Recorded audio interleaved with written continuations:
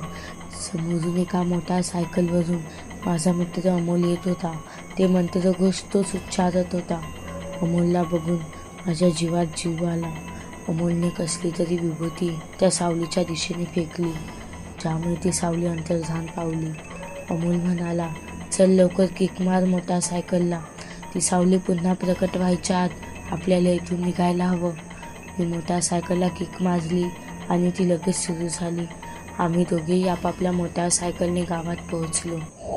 घरी आल्यावर अमोलने सर्वप्रथम मला बाहेरच हातपाय धुवायला सांगितले आणि त्यानेही हातपाय धुतले. मी अमोलला विचारलं, एवढ्या रात्रीचा तू जंगलात कशासाठी आला होतास? अमोल म्हणाला, तुला यायला उशीर झाला होता म्हणून तुझ्या काकांना शंका आली की तू जंगलात त्या सावलीच्या विळख्यात तर अडकला नाही ना, म्हणून तुला सुखरूप घरी आणण्यासाठी त्यांनी मला पाठवलं. मी गावदेवीच्या मंदिरातील विभूती घेतली आणि तडक जंगलात आलो. तेथे तुझ्या भोवती मी त्या सावलीला पाहिलं, म्हणून मी गावदेवीचा मंत्रोच्चार करून त्या सावलीवर विभूती फेकली, ज्यामुळे ती सावली अंतर्धान पावली.